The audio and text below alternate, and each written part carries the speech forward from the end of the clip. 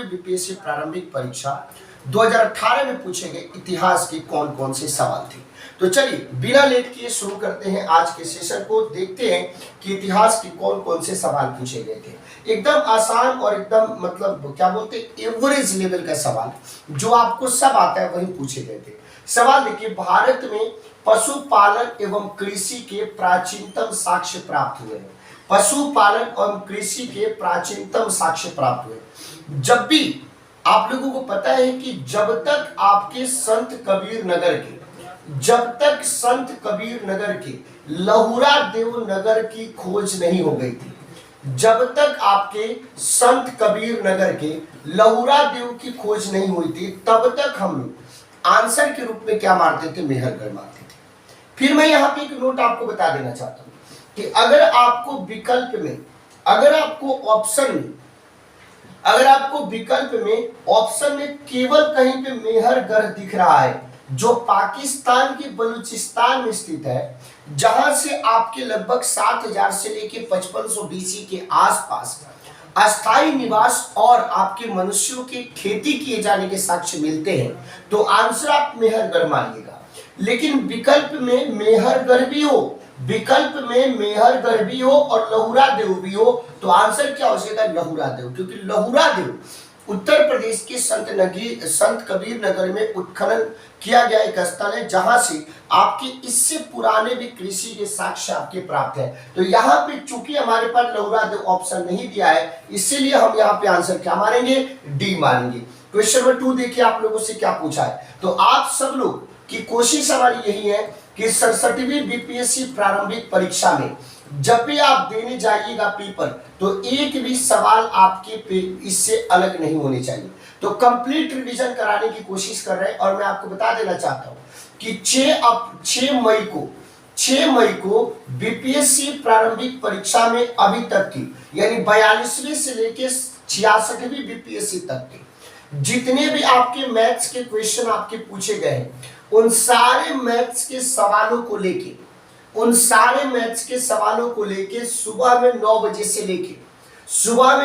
से लेके दोपहर 4 बजे तक या शाम 4 बजे तक आपके प्रतीक सर आपके बीच में आएंगे। और सुबह 9 बजे से लेके 4 बजे तक जितने भी आपके बीपीएससी प्रारंभिक परीक्षा में अभी तक मैथ्स के सवाल पूछे गए हैं, वो सब आप लोगों को क्या करा देंगे, कंप्लीट करा देंगे। फिर आप लोगों की बारी आएगी 7 मई को। तो 7 मई को 10 बजे से लेके 7 मई को सुबह में 10 बजे से लेके शाम को 4 बजे तक, 7 मई को सुबह में 10 बजे से लेके शाम को 4 बजे तक जितने भी आपके साइंस के सवाल बीपीएससी प्रारंभिक परीक्षा में अभी तक पूछे गए हैं, 42वीं बीपीएससी से लेके 66वीं बीपीएससी तक जितने भी साइंस के सवाल पूछे गए हैं, एक ही क्लास में आप लोगों के पूरा का पूरा साइंस आपका कंप्लीट करा दिया जाएगा। तो यहां से क्या होगा कि जो आपके 30 सवाल के आसपास साइंस के पूछे जाते हैं और 10 सवाल के आसपास आपके मैथ्स के पूछे जाते हैं, तो ये 40 के 40 क्वेश्चंस आपके कंफर्म हो जाएंगे। क्यों? क्योंकि मैंने पहले ही आपके 35 क्वेश्चन कंफर्म करा दिए हैं, यानी हिस्ट्री के एक भी सवाल आपके पेपर में गलत नहीं होने वाले हैं। एक भी सवाल आपके पेपर में गलत नहीं होने वाला है हिस्ट्री का, यानी 75 क्वेश्चन कंफर्म हो गया। और 25 क्वेश्चन प्रसून सर ने आप लोगों को बिहार जीके पढ़ा के पूरा कंफर्म कर दिया, यानी 100 क्वेश्चन हो गया। और मैंने पूरे जनवरी करंट अफेयर, फरवरी करंट अफेयर और मार्च का करंट अफेयर करा दिया है। और 1 मई को मैं आपके बीच में सुबह में 7 बजे से लगातार लेके आ रहा हूं पूरे अप्रैल के करंट अफेयर का निचोड़। तो यानी 15 क्वेश्चन यहां से भी ऐड कर लो। अगर इसको आप करके जाते हो तो 115 सवाल किसी भी हालात में आपके सही होंगे, वो कोई भी गलत आपसे नहीं करा सकता है। अब बात यह आती है कि आप इस चीज को कितने अच्छे से करके जाते हो, कितने बेहतर तरीके से करके जाते हो, इट डिपेंड्स अपॉन यू। चलिए अब सवाल देखते हैं भाई दूसरा। भगवान बुद्ध के महापरिनिर्वाण के बाद पहली बौद्ध संगति कहां पे हुई थी? महापरिनिर्वाण का मतलब क्या हुआ कि महात्मा बुद्ध का जन्म कब हुआ था? आप लोगों को पता है, उस दिन वैशाख पूर्णिमा का दिन था। जिसको अब बुद्ध पूर्णिमा के रूप में मनाया जाता है, जिसको बुद्ध पूर्णिमा के रूप में सेलिब्रेट किया जाता है। ये तो जन्म हो गया। फिर जब इन्होंने घर छोड़ा था तो घर छोड़ने की घटना को क्या बोलते हैं, महाविनिष्क्रमण के नाम से जानते हैं। जब इनको ज्ञान की प्राप्ति हुई तो उसको निर्वाण के नाम से जाना जाता है। और जब इन्होंने अपना प्रथम उपदेश दिया था, तो उस प्रथम उपदेश को क्या बोलते हैं, धर्म चक्र प्रवर्तन कहा जाता है।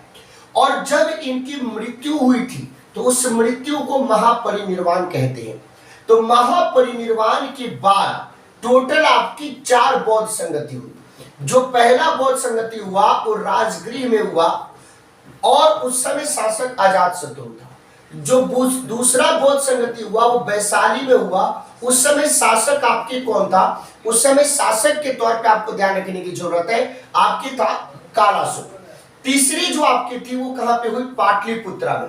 तो जब पाटलिपुत्रा की बात करें तो उस समय शासक अशोक, और चौथे की बात करें तो कनिष्क उस समय कुषाण वंश का शासक और कश्मीर में हुआ था। तो सवाल यही पूछा है कि पहली बौद्ध संगति कहां पे हुई थी, तो भाई पहली बौद्ध संगति। तो क्वेश्चन नंबर 2 का आंसर क्या हो जाएगा, क्वेश्चन नंबर 2 का आंसर आपका ए हो जाएगा। क्वेश्चन नंबर 3, इनमें से किसने सबसे पहले व्यापक पैमाने पर, देखना कि सही से वीडियो रिकॉर्ड हो रही है, इनमें से किसने सर्वप्रथम व्यापक पैमाने पर स्वर्ण मुद्रा का प्रचलन किया, स्वर्ण मुद्रा का प्रचलन किया।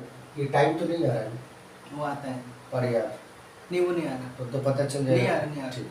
तो निम्नलिखित में से किसने सबसे पहले व्यापक पैमाने पर स्वर्ण मुद्रा का प्रचलन किया था। अब जब हम स्वर्ण मुद्रा की बात करें तो सबसे पहले स्वर्ण मुद्रा किसके द्वारा जारी किया गया था, तो इंडो ग्रीक शासक के द्वारा जारी किया गया था। उसके बाद पूछा जाता है कि सबसे ज्यादा, यानी मात्रा में सबसे ज्यादा किसके द्वारा, तो आंसर क्या हो जाता है, गुप्त शासकों के द्वारा। लेकिन जब हम क्वालिटी की बात करते हैं कि मात्रा, यानी कहने मतलब कि गुणवत्ता में सबसे बेहतर गुणवत्ता वाला किसके द्वारा, तो आंसर क्या हो जाएगा, तो आंसर सीधे तौर पे कुषाण शासकों के द्वारा हो जाएगा। लेकिन सवाल पूछ रहा है कि सबसे पहले व्यापक पैमाने पर, तो सबसे पहले व्यापक पैमाने पर कुषाण वंश का शासक वीम कडफिसेस के द्वारा इसकी क्या करी गई थी, शुरुआत करी गई थी। इनमें से किसने पहली बार यह व्याख्या की थी कि पृथ्वी के अपने धुरी पर घूमने के कारण प्रतिदिन सूर्योदय एवं सूर्यास्त होता है। तो अब ये समझिए, अब सब लोगों को याद होगा कि चंद्रगुप्त द्वितीय जो कि गुप्त वंश का सबसे प्रसिद्ध आपके शासक थे, उनके दरबार में टोटल आपके कितने, तो टोटल आपके 9 रत्न आपके रहा करते थे। उन्हीं 9 रत्नों में से एक आपके रत्न थे जिनका नाम क्या था, जिनका नाम था आर्यभट्ट, जिनका नाम क्या था साथियों, आर्यभट्ट। और आर्यभट्ट ने ही ये बात कह के बताया था, आर्यभट्ट ने ये बात बोला था कि सूर्य के अपने धुरी पर, पृथ्वी के अपने धुरी पर प्रतिदिन घूमने के कारण प्रतिदिन सूर्योदय एवं सूर्यास्त होता है। और ये मैं सुबह में डेली आप लोगों की एग्जाम हो जाए तब लेना क्लास, आप लोग सुबह में 8 बजे डेली में भूगोल की क्लास लेता हूं। और उस 8 बजे ज्योग्राफी की क्लास लेने के दौरान मैंने एक चैप्टर आपको कराया था जिसको बोलते हैं पृथ्वी की गतियां। उसमें मैंने बोला था कि पृथ्वी जब अपने अक्ष पे घूर्णन करती है तो उसके चलते दिन और रात होता है, और पृथ्वी जब सूर्य के चारों ओर चक्कर लगाती है तो उसके चलते ऋतु परिवर्तन होता है। तो यहाँ पे सवाल पूछा है, तो क्वेश्चन 4 का आंसर ए हो जाएगा। स्वर्ण भूमि का वह राजा कौन था जिसने नालंदा में एक बौद्ध विहार की स्थापना की तथा उसके रख रखाव हेतु अपने दूत के द्वारा देवपाल से, ये पाल वंश का जो शासक था देवपाल से 5 गांव दान में देने के लिए प्रार्थना करें। आप सब लोगों को पता है कि डेली शाम को 4 बजे, ये जीवन पर्यंत जब तक मैं जीवित रहूंगा और मतलब जब तक मेरे पास समय होगा, तो 4 बजे आप लोगों की इतिहास की क्लास डेली मास्टर क्लास होती है। जब भी आप आओगे 4 बजे हिस्ट्री पढ़ाते हुए मैं आपको इस चैनल पे मिल जाऊंगा। तो 4 बजे हिस्ट्री पढ़ाते हुए आप लोगों में से बता दीजिएगा, जो लोग रेगुलर क्लास में रहते होंगे उनको जरूर पता होगा कि मैंने ये कॉन्सेप्ट पढ़ाया था कि नहीं। मैंने बताया था कि स्वर्ण भूमि का वो राजा था, उसने पाल वंश के शासक देवपाल से बोला कि हम भी बौद्ध धर्म का प्रचार प्रसार करना चाहते हैं, और उसके लिए हम क्या चाहते हैं, उसके लिए हम चाहते हैं कि आप हमें 5 गांव दान में दे दीजिए। उस 5 गांव से जो भी रेवेन्यू हमें प्राप्त होगा, जो भी हमें रेवेन्यू प्राप्त होगा, उस रेवेन्यू से हम इस बौद्ध विहार की देखभाल करेंगे। तो अगर आपसे सवाल पूछे धर्मेंद्र, संग्राम, धनंजय, चूड़ामणि वर्मन, ये सब गलत है। सही आंसर क्या है? तो वो शख्स कौन था? तो वो शख्स का नाम क्या है? बालपुत्र देव के नाम से जाना जाता है। पेरिप्लस ऑफ द एरिथ्रियन सी किसने लिखा? पेरिप्लस ऑफ द एरिथ्रियन सी किसने लिखा? जब भी हम पेरिप्लस ऑफ द एरिथ्रियन सी की बात करते हैं, अगर आपने यहां पे मार दिया प्लिनी, अगर आपने मार दिया टोलेमी, अगर आपने मार दिया स्ट्रैबो, टेसियस, सब गलत है। क्यों? इसलिए गलत है क्योंकि लगभग 60 ईस्वी के आसपास एक अलेक्जेंड्रिया का नाविक था। उसी अलेक्जेंड्रिया के नाविक के द्वारा ये आपके पुस्तक लिखी गई थी जिसका नाम है पेरिप्लस ऑफ द एरिथ्रियन सी। और उस नाविक का जो नाम है, वो जो आपका नेविगेटर था, उस नाविक के नाम की बात करें तो उस नाविक का नाम जो है वो अज्ञात है, यानी उसके नाम के बारे में हम नहीं जानते, उसके नाम के बारे में पता हमें नहीं है। तो उसका नाम क्या है भाई? तो उसका नाम अज्ञात है, लेकिन उसी ने, अलेक्जेंड्रिया का नाविक था।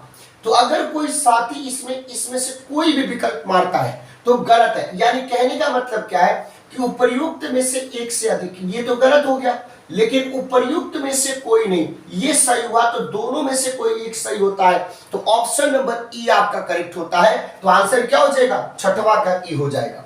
बिहार पर बख्तियार खिलजी के हमले का पहला विवरण प्राप्त हुआ था।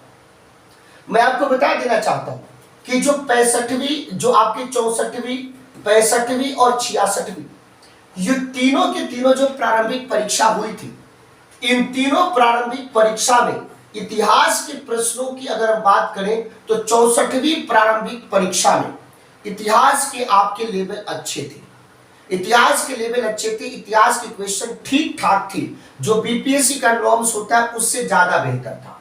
तो सवाल बोल रहे कि बिहार पर बख्तियार खिलजी के हमले का पहला विवरण किससे प्राप्त होता है? उस किताब का नाम बताइए। तो उस किताब का नाम क्या है? उसका नाम क्या है? तबकात ए नासिरी। उसका नाम क्या है? तबकात ए नासिरी। ये बख्तियार खिलजी आपके कौन था? तो कहीं पे बताया जाता है कि कुतुबुद्दीन ऐबक का गुलाम था, कहीं पे बताया जाता है कि ये आपका जो क्या बोलते हैं उसको, मोहम्मद गोरी का गुलाम था। और इसने पूरे के पूरे बिहार को, पूरे के पूरे बंगाल को एक तरीके से नेस्तनाबूद करने की कोशिश करी। उसने नालंदा महाविहार को भी नष्ट करने का, बिहार की राजधानी पाटलिपुत्र को भी जलाने का, तोड़ने का, फोड़ने का, नष्ट करने का प्रयास किया। और बंगाल में जाके राजधानी लखनऊती बना के उसके बाद तब जाके कुछ शांत हुआ। तो सवाल ये पूछा है कि बिहार पर बख्तियार खिलजी के हमले का अगर हम पहले विवरण की बात करें तो किससे मिलता है? तबकात ए नासिरी से मिलता है। किस सुल्तान ने जमीन में फसल की जो नपाई है उसका आधा भाग आपके राजस्व के रूप में दावा किया था, आधा भाग आपके राजस्व के रूप में दावा किया था, आधा भाग यानी 50% तक, 50% तक टैक्स के रूप में लेने का दावा किया था। अब देखिए कि दिल्ली सल्तनत के जितने भी सुल्तान हुए उनमें पहला सुल्तान जिसने सेना को अस्थायी तौर पे रखना शुरू किया, उसको नियमित वेतन देना शुरू किया, अगर उस सुल्तान की बात करें तो वो कौन था? तो जिसको अली गुरशास्प के नाम से जाना जाता है। वो कौन था? तो जलालुद्दीन फिरोज खिलजी का दामाद और भतीजा था। नाम क्या था उसका? अलाउद्दीन खिलजी, जिसके जीवन का 2 सपना था। एक सपना था नया धर्म स्थापित करना, दूसरा क्या सपना था कि पूरे विश्व को जीतना। आपको पता है ये दोनों के दोनों। अब जो विश्व को जीतने वाला इसका सपना था, आरंभिक कुछ विजय जैसे ही प्राप्त हुआ तो इतनी जल्दबाजी इसके अंदर थी कि उसने अपने आप को सिकंदर द्वितीय सानी कह के संबोधित किया।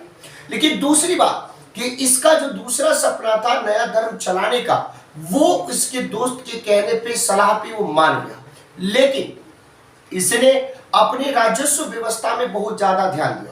दीवानी मुस्तखराज विभाग की स्थापना करी, जो भी आपके क्षेत्र थे उसके खेतों की नपाई करी और उसका आधा हिस्सा, उपज का आधा हिस्सा टैक्स के रूप में लिया। इसने जो आपके गरे हुए जो खम्स, जो लूट के माल थे उसमें भी हिस्सा लिया करता था। जो भ्रष्टाचार था उसके ऊपर इसने लगाम लगाया।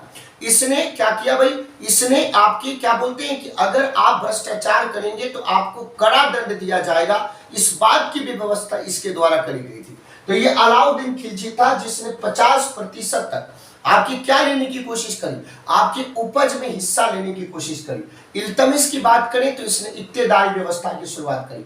बर्मन की बात करें तो इसने दीवान अर्ज एक नया सैन्य विभाग बनाया। और मोहम्मद बिन तुगलक की बात करें तो कृषि के लिए अलग से इसने दीवान एक कोई विभाग की स्थापना करी थी।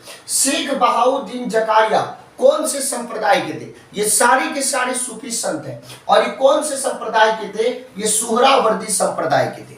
ये कौन से संप्रदाय के थे? ये सोहरावर्दी।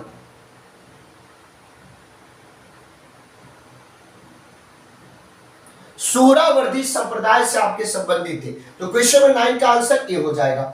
इन शासकों में से किसने अपने सैन्य टुकड़ियों को 200, 250 एवं 500 की इकाइयों में विभाजित किया था? अब देखो, बहलूल लोदी की बात है तो इसको तो हटा दीजिए। सिकंदर शाह की बात है, इसको तो हटा दीजिए। ये जो आपकी इस्लाम शाह था, इस्लाम शाह, ये शेरशाह का उत्तराधिकारी था। इसने भी अपने सैन्य टुकड़ियों को इस तरीके से डिवाइड किया। और जिसका वो उत्तराधिकारी था, जिसका उत्तराधिकारी था यानी शेरशाह का, उसने भी अपने सैन्य टुकड़ियों को इस तरीके से डिवाइड किया। यानी यहां पे मेरे पास दो विकल्प है जो दोनों के दोनों सही है, यानी सी भी सही है, डी भी सही है। तो इसका मतलब क्या है कि जब दो सही हो गया तो ऑप्शन नंबर ई में हमको जाना पड़ेगा। ऑप्शन नंबर ई में पहला पार्ट होता है उपर्युक्त में से कोई नहीं, तो ये तो क्या हो गया, गलत हो गया, ये तो गलत हो गया। लेकिन उपर्युक्त में से एक से अधिक, ये सही हो गया। तो जब एक से ज्यादा सही हो जाए तब भी आपका आंसर ई सही होगा, और जब आपकी कोई सही नहीं हो तब भी आंसर आपका ई सही होगा। तो सवाल नंबर 10 की बात करें तो आंसर क्या हो जाएगा, ई सही हो जाएगा। यह कथन किसका है कि अकबर के शासन में इलाहाबाद में 40 स्तंभ युक्त मंजिल के निर्माण में 5,000 से 20,000 लोगों ने 40 साल तक आपके काम किया था। 40 साल तक, 40 इयर्स तक आपके काम किया था। 40 साल तक काम किया था। अब ये बात किसने बोला था? ये बात किसने बोला था? ये स्टेटमेंट किसका था? और जब स्टेटमेंट वाले सवाल आ जाते हैं तो स्टेटमेंट वाला सवाल ये कौन सही कर सकता है? जो स्टेटमेंट वाले टीचर से पढ़ाई करता है, जो केवल ये पढ़ेगा कि अकबर का बाप हुमायूं, हुमायूं का बेटा अकबर, क्या वो इस सवाल को कर पाएगा? नहीं कर पाएगा। जब भी मैं आपको इतिहास पढ़ाता हूं शाम को 4 बजे, तो मैं जब एक्सप्लेन करता हूं तो मैं रेफरेंस भी आपको देता हूं कि ये बात मैं किसके आधार पे कह रहा हूं, ये बात किसने बोला था, इस बात का आधार कौन सा किताब है, कौन सा लेखक है। और वो सवाल जो आपकी 64वीं बीपीएससी प्रारंभिक परीक्षा 2018 है, उसमें 3-4 बार ऐसे सवाल आपको देखने को मिलेंगे। अगर किसी ने मनुची मारा है तो मनुची का अकबर से कोई दिक्कत नहीं था, मतलब रिलेशन नहीं था। लेकिन अगर किसी शख्स ने हमारी बातों को सुना होगा और अनारकली वाली बातों को सुना होगा, तो वहां पे एक रॉल्फ, ये आपके विलियम फिंच का नाम आता है। विलियम फिंच ने इस बात को बताया था। तो सवाल नंबर 11 का आंसर क्या हो जाएगा? तो सवाल नंबर 11 का आंसर सी हो जाएगा। कश्मीर के अकबर के नाम से प्रसिद्ध सुल्तान कौन था? ये ऐसा क्वेश्चन कि जब 5वीं क्लास का क्विज कराया जाता है उसमें भी पूछा जाता है, 10वीं क्लास का क्विज कराया जाता है उसमें भी पूछा जाता है, बीपीएससी की परीक्षा होती है उसमें पूछा जाता है, यूपी पुलिस और यूपीएससी में भी पूछा जाता है।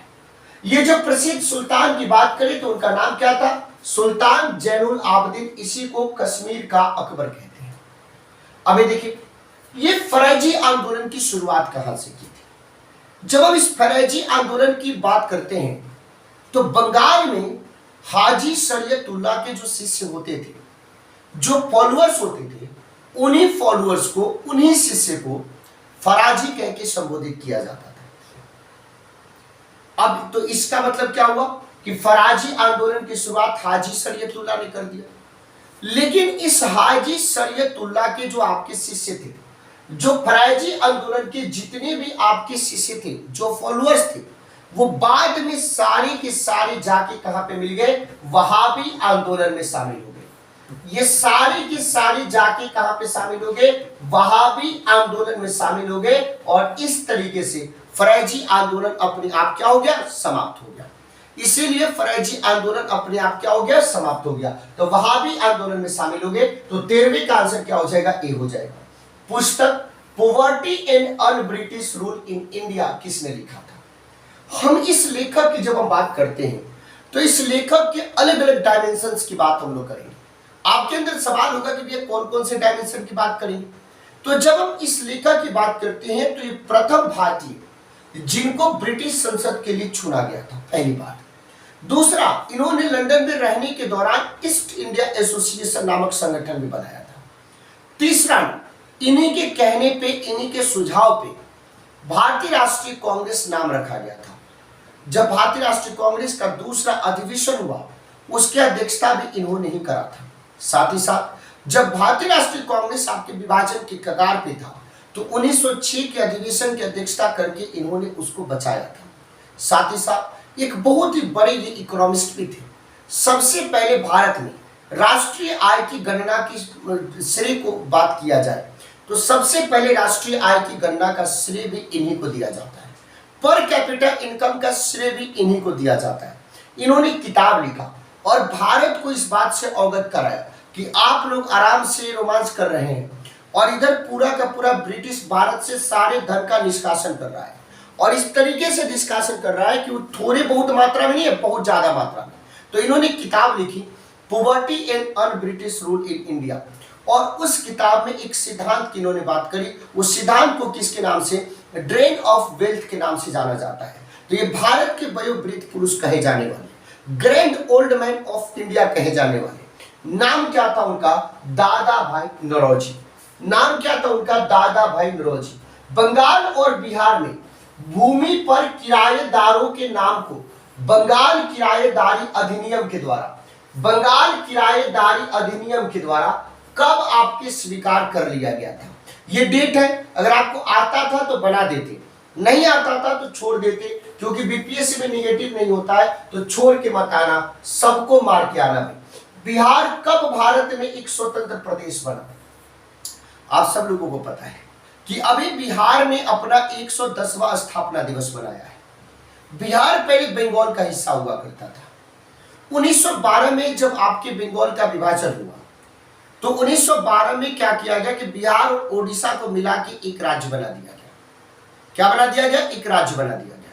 तो 22 मार्च 1912 को बिहार अपना स्थापना दिवस मनाता है और इस बार चूंकि 110वां स्थापना दिवस मनाया गया है तो आपको वहां से सवाल पूछे जा सकते हैं। तो आप बिहार के जो आपके क्या बोलते हैं, जो गीत है, बिहार की जो राष्ट्रीय चिन्ह है, बिहार की जो विरासत है, सभी चीजों को अच्छे से पढ़ के जाइएगा। लेकिन हमें जहां तक यकीन है कि 3 बजे आपकी जो बिहार जीके की प्रॉपर तरीके से क्लास चल रही थी, अगर उस क्लास को किसी साथी ने रेगुलर बेसिस पे लिया है तो उसको किसी भी प्रकार का कोई भी दिक्कत आपका नहीं होगा। जिन्होंने नहीं लिया होगा उसको समस्या होगा। तो 1912 में आपके बिहार भारत का एक स्वतंत्र प्रदेश बना था। चंपारण में गांधी जी को किसने आमंत्रण दिया था? आप सब लोगों को पता है कि चंपारण में जो नील के किसान हैं उसके ऊपर नील के बागान मालिकों के द्वारा अत्याचार किया जा रहा था। वहां पे एक नील के किसान नेता थे, नील के किसान नेता, उनका नाम था राजकुमार शुक्ल। वो राजकुमार शुक्ल आपके पहुंचे गणेश शंकर विद्यार्थी। गणेश शंकर विद्यार्थी से उन्होंने अपनी बातों को डिस्कस किया, बोला कि ऐसी ऐसी बात है। गणेश शंकर विद्यार्थी एक प्रमुख समाचार पत्र के संपादक थे। उन्होंने बोला कि ठीक है, आपकी जो समस्या है उसको मैं अपने समाचार पत्र में प्रकाशित तो कर दूंगा, लेकिन आपकी इस समस्या के समाधान के लिए एक मजबूत नेतृत्व की जरूरत है, एक स्ट्रॉन्ग लीडरशिप की जरूरत है। और आप एक काम कीजिए, आप साबरमती आश्रम जाइए, आप महात्मा गांधी से मिलिए।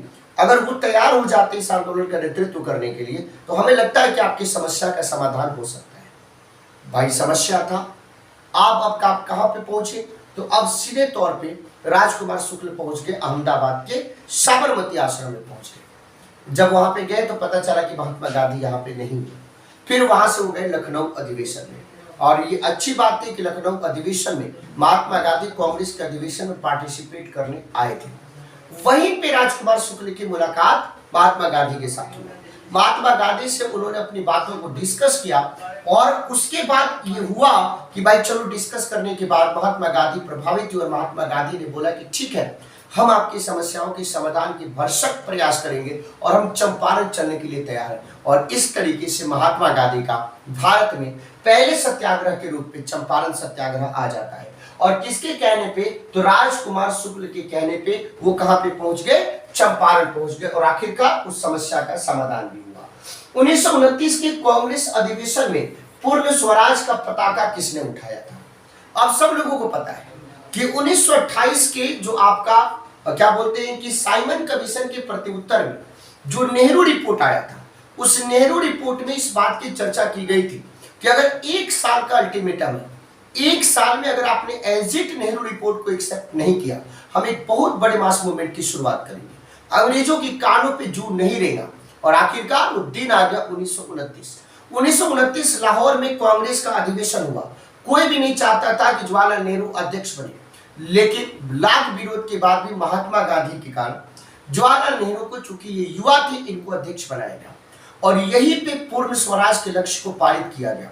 और आप सभी लोगों को पता है, आप सब लोगों को पता है कि मध्य रात्रि में क्या किया गया? पताका फहरा के पूर्ण स्वराज के लक्ष्य को और ज्यादा मजबूत से संकल्पित किया गया। और इस बात को कंफर्म किया गया कि प्रत्येक साल अब 26 जनवरी 1930 से हम लोग पूर्ण स्वराज दिवस मनाएंगे। तो पताका किसने फहराया था? तो पंडित जवाहरलाल नेहरू ने फहराया था। निम्नलिखित में से कौन सी ईस्ट इंडिया कंपनी के सिपाहियों को विद्रोही बनाने का कारण नहीं था? अब इस सवाल को हम फैक्चुअल में रख सकते हैं, कंसेप्चुअल में रख सकते हैं कि टफ सवाल रख सकते हैं। तो इस सवाल को मैं आपको बताना चाहता हूं कि इसको आप कॉन्सेप्ट वाले सवाल में रख सकते हैं, यानी इस सवाल को बनाने के लिए ज्यादा आपकी बुद्धि की जरूरत नहीं है। अगर आपने ध्यान से चीजों को समझा है और टॉपिक से कनेक्टिविटी है आपकी, तब इस सवाल का आंसर आप सही बना सकते हैं। सवाल क्या पूछा है कि निम्नलिखित में से कौन सा ईस्ट इंडिया कंपनी के सिपाहियों को विद्रोही बनाने का कारण नहीं था? ईसाई धर्म फैलाने के लिए कंपनी के अधिकारियों के प्रयास, ये भाई नहीं था। जहाज पर यात्रा करने के लिए सिपाहियों को आदेश, भत्ते की रोकथाम, अधिकारियों की अक्षमता। तो क्वेश्चन में 19 का आंसर क्या हो जाएगा? तो 19 का आंसर सीधे तौर पे डी हो जाएगा। जो अधिकारियों की क्षमता थी वो इसका विद्रोही बनाने का कारण नहीं था। मुगल बादशाह बहादुर शाह जफर के बारे में कहा जाता था कि उसके साम्राज्य की सीमा थी। अब देखिए, जब हम बहादुर शाह जफर की बात करते हैं तो बहादुर शाह द्वितीय को ही हम बहादुर शाह जफर कह के संबोधित करते हैं। जब हम मुगल की बात करते हैं तो मुगल वंश के भारत में संस्थापक के तौर पे बाबर का नाम आता है। अंतिम शक्तिशाली शासक के तौर पे औरंगजेब का नाम आता है।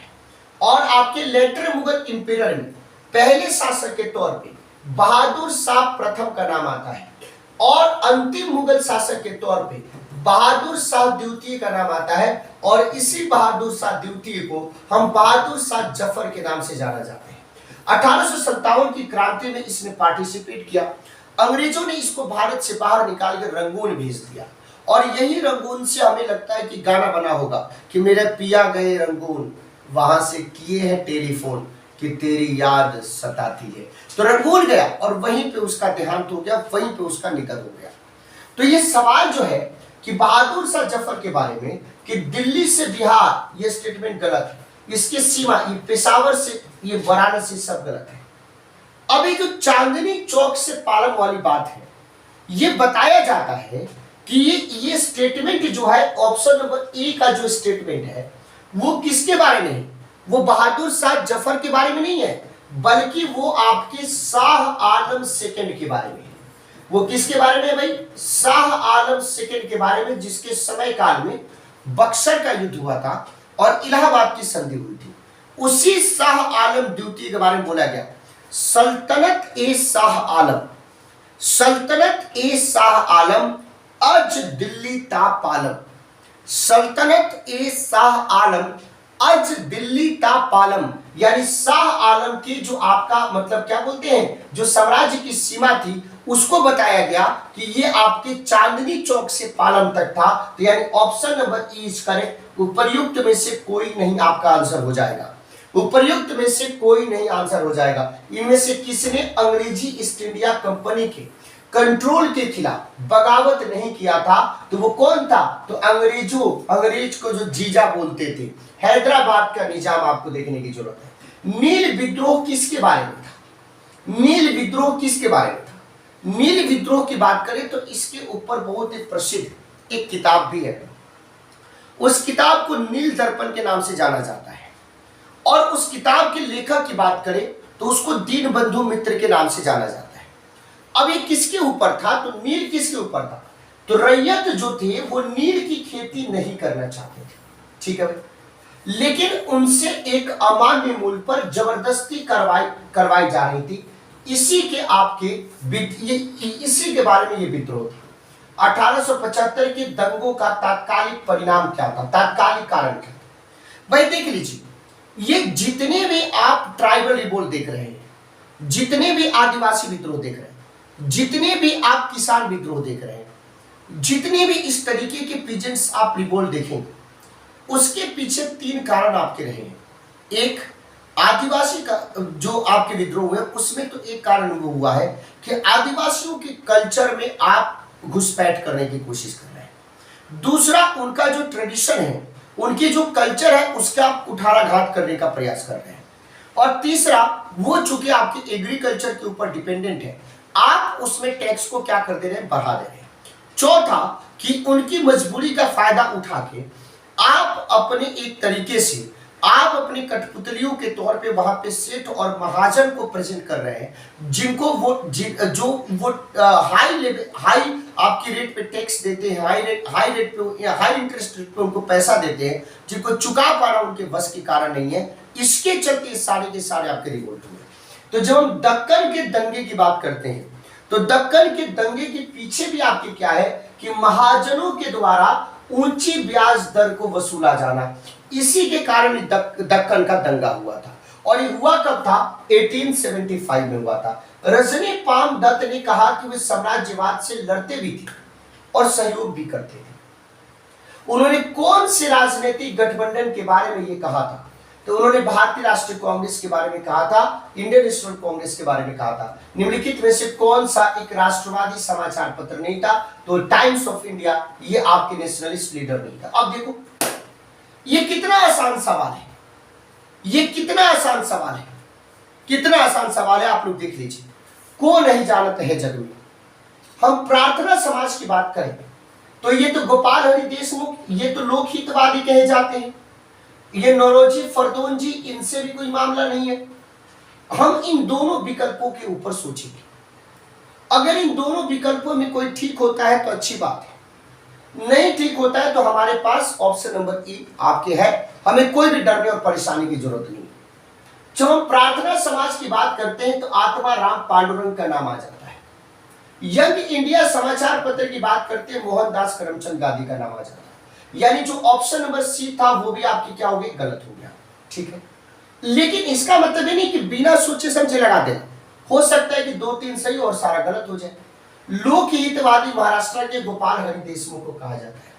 सत्यशोधक समाज कल के भी क्लास में कराया था, गुलामगिरी के लेखक आपके ज्योतिबा फूले का नाम आ जाता है। अब जो बात है, अगर ये वाला आपका क्लियर है तब तो कॉन्फिडेंस के साथ आप आंसर मारोगे। रहनुमाई मजदियासन सभा की बात करें, अगर ये आपके पास कंफर्म होता कि नौरोजी फरदौन जी ने इसको लिखा है तब आंसर आप मार देते ये। लेकिन अगर इसके बारे में आपको नहीं पता होता, अगर तब इसका आंसर मारते तो हो सकता था कि गलत हो जाए। लेकिन चलो अच्छी बात है कि आपने जो आंसर मारा वो सही था, तो आंसर क्या हो जाएगा? बी। तो रहनुमाई मजदियासन सभा कि अगर हम बात करें तो क्या बोलते हैं, नौरोजी फरदौन जी का नाम आ जाता है। फिर से देखिए, ये सारे के सारे राष्ट्रवादी समाचार पत्र हैं। इन सारे राष्ट्रवादी समाचार पत्र को चलाने वाले लोगों के बारे में बात बताया गया है। द हिंदू समाचार जो पत्र था वो किसके द्वारा? जी सुब्रमण्यम अय्यर के द्वारा चलाया गया था। यानी ये इस पे विचार कर सकते, तो ये गलत हो गया, ये गलत हो गया। इन दोनों में से कोई ठीक होता है तो सही बात है, नहीं ठीक होता है तो हमारे पास विकल्प ई है। केसरी की बात करें तो केसरी में कौन आ गया? बाल गंगाधर तिलक। यहां पे भी है, यहां पे भी, और यहां हमारी परीक्षा लेना चाहते हैं। अब आ जाता है बंगाली। अब बंगाली गंगा प्रसाद वर्मा तो नहीं चलाएंगे, सुरेंद्र नाथ बनर्जी ने ये आपकी चलाई थी, उसको बंगाली के नाम से जानते हैं। हिंदुस्तानी जो आपके समाचार पत्र था वो चलाने वाले गंगा प्रसाद वर्मा थे, और सुधारक की बात करें तो गोपाल कृष्ण गोखले थे। इस तरीके से करेक्ट आंसर के तौर पे आंसर क्या हो जाएगा? डी आपका सही विकल्प हो जाएगा। बाल गंगाधर तिलक लोकमान्य तिलक के नाम से आपके जाने जाते थे। तो याद रखिएगा कि लोकमान्य तिलक जो इनका नाम पड़ा, अगर आप ये समझ रहे हो, ये सोच रहे हो कि किसी एक घटना के कारण इनका नाम लोकमान्य तिलक पड़ा, तो ये कहीं ना कहीं आपके क्या बोलते हैं कि आपकी कॉन्सेप्ट की कमजोरी बताता है, या आपकी समझ की कमजोरी बताता है। यानी थोड़ा ध्यान से देखिए, बाल गंगाधर तिलक एक शिक्षक भी थे, इसमें कोई दिक्कत की बात नहीं। यानी कहने मतलब कि इसके चलते भी लोकप्रिय शिक्षक बने। उन्होंने एक लोकप्रिय अखबार भी शुरू किया, केसरी की बात करें, आपके क्या बोलते हैं कि उसके बाद मराठा की बात करें, सरकार ने उन्हें रैंड मर्डर केस में अभियुक्त बनाया, उसके चलते भी फेमस हुए। शिवाजी और गणपति उत्सव भी इनके द्वारा शुरू किया। ये बात जरूर है कि जब उनको रैंड मर्डर केस में अभियुक्त बनाया गया, क्यों? क्योंकि उन्होंने अपने अखबार में जो रैंड मर्डर केस के जो करने वाले जो क्रांतिकारी थे उनको देशभक्त कह के संबोधित किया, उनको उनकी प्रशंसा उन्होंने करी, अंग्रेजों ने इनको जेल भेज दिया। तो इसके चलते पहले से भी लोग इनको जानते थे, और इसके कारण इनका लोकप्रिय नाम जो पड़ा वो लोकमान्य तिलक पड़ा। तो इसका मतलब क्या है कि उपयुक्त में से एक से अधिक आंसर है, तो आंसर क्या हो जाएगा? ई हो जाएगा। नेक्स्ट सवाल देखिए, सरकार के विरोध में असेंबली में बम फेंकने के समय, आप सब लोगों को पता है कि केंद्रीय विधानसभा में बम फेंकते समय, और भगत सिंह और उनके साथी जो बटुकेश्वर दत्त थे, जब इन्होंने बम फेंका तो बम फेंकने के बाद वो चाहते तो वहां से भाग सकते थे, लेकिन वो भागे नहीं, बल्कि वहीं पे खड़े होके वो इनकलाब जिंदाबाद का नारा लगाते रहे। हाँ, अब नारा की जब हम बात करते हैं तो यहाँ पे मैंने किसी क्लास में ये बताया होगा कि सरफरोशी की तमन्ना अब हमारे दिल में है, देखना है जोर कितना बाजुए कातिल में है। ये जो नारा था, ये नारा आपकी एक शायर थे बिस्मिल, उनके द्वारा दिया गया था, लेकिन उस बिस्मिल से कंफ्यूजन आपके राम प्रसाद बिस्मिल से होता है। तो किसी बच्चे ने ऑफलाइन में कमेंट किया था कि सर ये किसी और ने दिया था। मैं भी इस बात को जानता हूं कि उसने किसको दिया था। जैसे इनकलाब जिंदाबाद नारा की बात करें, इनकलाब जिंदाबाद नारा ये स्लोगन किसी और का है, लेकिन इसको फेमस किसने बनाया? भगत सिंह ने बनाया। ठीक उसी तरीके से जो सरफरोशी की तमन्ना वो किसी और शायर की लाइन है, उनका भी नाम बिस्मिल था, लेकिन उस लाइन को फेमस किसने बनाया बार बार बोल के? तो वो बनाया राम प्रसाद बिस्मिल ने। इसीलिए हम राम प्रसाद बिस्मिल को आंसर मानते हैं। मेरा मकसद वहां पे गलत बताने का नहीं था, मैं इस बात को जानता था कि अगर कहीं पे आप वो जो लाल वाली किताब होती है उसको आपने पढ़ा होगा तो उसमें ये लिखा हुआ है, घटना चक्र में एक्सप्लेनेशन में ये बात लिखा हुआ है, घटना चक्र के एक्सप्लेनेशन में ये बात लिखा हुआ है कि वो जो शायर थे उनकी ये लाइन थी, लेकिन प्रसिद्ध किसने बनाया था? राम प्रसाद बिस्मिल। इसीलिए जब इनकलाब जिंदाबाद नारा की बात करें तो इनकलाब जिंदाबाद नारा भगत सिंह का नहीं था, लेकिन अगर ऑप्शन आए भगत सिंह तो भगत सिंह मारना, क्योंकि भगत सिंह ने इसको फेमस बनाया था। इन दोनों में डिफरेंस को आप समझिएगा, नहीं तो गड़बड़ हो जाएगा। तो जब इन्होंने बम फेंका तो इनकी उम्र कितनी थी? तो 21 साल से थोड़ा ज्यादा, यानी 21 साल से आसपास। तो ऑप्शन नंबर ई मत मार देना वहां पे, नहीं तो सब काम गड़बड़ हो जाएगा। तो आंसर बी हो जाएगा। जालियांवाला बाग नरसंहार, जालियांवाला बाग नरसंहार किस गांधीवादी सत्याग्रह के संबंध में हुआ था? किस गांधीवादी? तो कौन सा गांधीवादी सत्याग्रह था? रॉलेट सत्याग्रह। अब मैंने आपको बताया कि महात्मा गांधी का भारत में अगर हम पहले सत्याग्रह की बात करें तब तो वो चंपारण सत्याग्रह था, लेकिन ये जो आंदोलन था महात्मा गांधी का वो एक तरीके से क्षेत्रीय आंदोलन था। अब सवाल हमारा यहां पे बनता है कि महात्मा गांधी का पहला अखिल राष्ट्रीय आंदोलन या अखिल भारतीय स्तर का आंदोलन कौन सा था? तो वो था जालियांवाला बाग के विरोध में रॉलेट एक्ट सत्याग्रह। अलग बात है कि जो इस आपके रॉलेट सत्याग्रह का जो मेन सेंटर था वहां पे नहीं पहुंच पाए, वो पलवल में गिरफ्तार कर लिए गए। लेकिन महात्मा गांधी के पहले राष्ट्रीय अगर हम संघर्ष सत्याग्रह की बात करें तो रॉलेट सत्याग्रह था। और रॉलेट कानून क्या था? एक काला कानून था जिसमें यह था कि अगर किसी के ऊपर संदेह है, डाउट है, तो उसको बिना वारंट दिए उसको गिरफ्तार कर लिया जाएगा। और गिरफ्तारी के बाद नहीं वो अपना दलील दे सकेगा, ना अपील कर सकेगा, ना ही अपना वकील रख सकेगा, उसको कोई भी मौका नहीं दिया जाएगा। तो आंसर बी हो जाएगा। कौन से स्थान पर आदिवासियों ने अंग्रेजों के खिलाफ विद्रोह किया?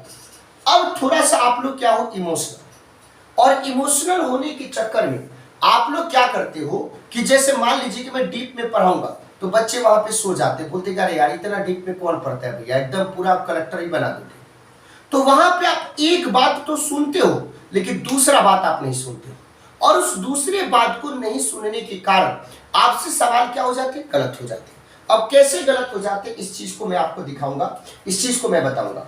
अब जैसे ये सवाल है, जैसे ही आदिवासी आपके वो आता है, आदिवासी आपके विद्रोह आता है, आप सभी लोग या तो बिहार खोजते हो या तो झारखंड खोजते हो। और जिन्होंने भी बिहार खोजा और उन्होंने ऑप्शन नंबर ए मार दिया, जिन्होंने बिहार खोजा उन्होंने ऑप्शन नंबर ए मार दिया। अब एक बात समझो, और आप तो आगे खुशी खुशी में आपने बोला अपने जीजा जी से कि हो गया इस बार बिहार बीपीएससी हो गया, अब तुम्हारा साला बन गया एसडीएम डीएसपी। अब क्वेश्चन आया बीपीएससी का आंसर आया, बीपीएससी ने बोला कि नहीं इसका आंसर बिहार नहीं, बिहार के साथ सिंध भी था, यानी दो आंसर सही हो गया। तो आंसर आपने जो ए समझा था उसका करेक्ट आंसर क्या हो गया? उपयुक्त में से एक सही। तो याद रखिएगा कि इन दोनों जगहों पे, बिहार की भी बात करें, सिंध की भी बात करें, इन दोनों जगहों पे आदिवासियों ने क्या किया था? दोनों जगहों पे आदिवासियों ने, पंजाब में और एक तरीके से काठियावाड़ में, यहां पे आदिवासियों का उतना बड़ा कोई रिवोल्ट नहीं देखने को मिलता है। अतः सदैव सहमति के साथ और अक्सर वाणिज्य मंडल के निर्देशों पर भारत सरकार चलती है, और इसे व्हाइट्स मैन बर्डन कहा जाता है। ये थ्योरी किसका है?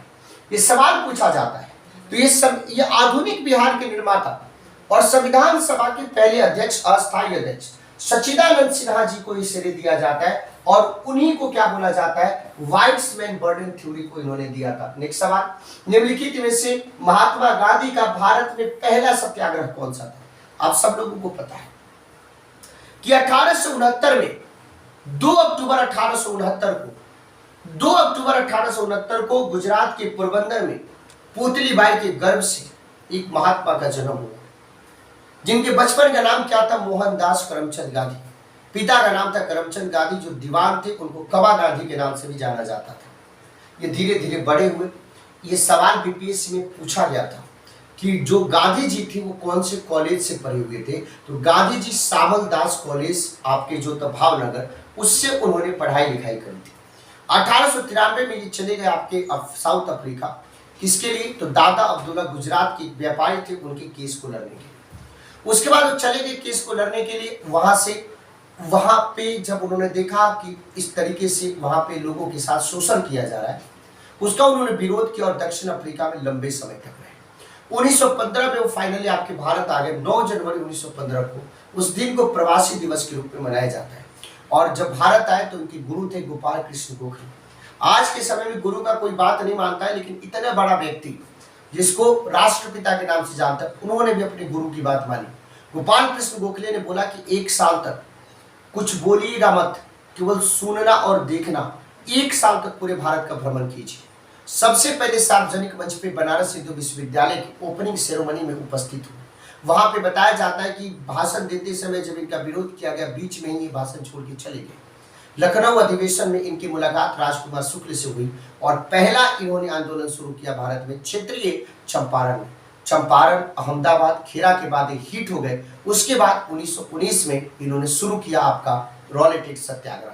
उसके बाद राष्ट्रीय पटल पे छा गए, और इतनी ज्यादा इनकी मतलब क्या बोलते हैं, इनके प्रति लोगों की विश्वास बढ़ गई थी कि अगर अंग्रेज किसी को कोरा मारता, ये थे गुजरात में, अगर कोई मारता केरल में, तब भी वो बोलता था कि गांधी जी हमको आके बचा लेंगे, तुम हमको मारो। इतना ज्यादा एक तरीके से लोगों को लगा कि हमारे लिए ये भगवान के अवतार के रूप में पृथ्वी पे आए हैं, और आए इन्होंने अपने नेतृत्व में भारत को स्वतंत्रता भी दिलाई। तो सवाल पूछ रहा है कि पहला सत्याग्रह, तो ये 19 आपके कौन सा 17 में आ जाता है, चंपारण सत्याग्रह आ जाता है। तो गांधी जी के असहयोग आंदोलन में लोगों को शराब से परहेज करने का आग्रह किया गया, इस चीज का विरोध करते थे। फलस्वरूप सरकार के राजस्व में भारी कमी आई। आज भी देख लीजिए बिहार में शराब बंदी है तो बताया जाता है कि शराब बंद नहीं होना चाहिए। तो जो लोग इसके पीछे कारण देते हैं, क्यों? क्योंकि वहां से टैक्स बहुत ही ज्यादा जनरेट होता है। तो एक प्रदेश की सरकार ने लोगों को फिर से शराब पीने को प्रेरित करने के लिए प्रमुख व्यक्तियों की एक सच्ची प्रसारित एक कहानी प्रसारित की जो शराब पीते थे। चित उस प्रदेश का नाम बताइए। तो प्रदेश कौन सा हो जाएगा कि जहां के लोग अपना छोड़ के केवल दूसरों के चक्कर में रहते हैं। पूरे भारत में एक ही प्रदेश है, उनको अपने से ये प्रदेश ऐसा है कि जहां पे संभावना इतनी ज्यादा है, क्षमता इतनी ज्यादा है, पोटेंशियल इतनी ज्यादा, और यही प्रदेश जिसने भगवान बुद्ध को दिया, जिसने भगवान महावीर को दिया, जिसने चंद्रगुप्त मौर्य और अशोक को दिया। लेकिन वो वैसा समय था जहां पे लोग अपने को बनाने के चक्कर में रहते थे, और जब खुद बन जाते थे तो पूरी दुनिया को अपने ज्ञान से प्रकाशित करते थे। लेकिन अब ये समय कैसा हो गया, तो नाम तो नहीं लेंगे 4-5 लोगों का। अब वो अपना छोड़ के, वो चाहे घर में हो, परिवार में हो, समाज में हो, गांव में हो, क्षेत्र में हो, उसको अपने से मतलब नहीं है, हमेशा दूसरों से मतलब है। वो खाएगा अपना, सोचेगा दूसरों के बारे में। तो भारत में जानते हो सबसे बड़ा रिकॉर्ड है बिहार के नाम। सबसे ज्यादा निरक्षरता कहां पे है, इलिटरेसी, तो उसमें रैंक 1 पे हमारा राज्य है। ये बहुत ही ज्यादा प्राउड की बात है, गर्व की बात है। पॉपुलेशन डेंसिटी सबसे ज्यादा कहां पे है, तो पॉपुलेशन डेंसिटी सबसे ज्यादा आपके बिहार में है। ये हमारे लिए प्राउड की बात है। फिर यह पूछा जाता है कि नीति आयोग की जो रिपोर्ट आता है उसमें नीचे से रैंक 1 किसका होता है, तो उसमें से नीचे से रैंक 1 किसका होता है, बिहार का होता है। भारत के जितने भी स्वच्छ शहरों का सर्वेक्षण होता है उसमें पुरस्कार जब दिया जाता है तो सबसे फिसडी परफॉर्मेंस बिहार की कौन से जिले का, सासाराम का होता है।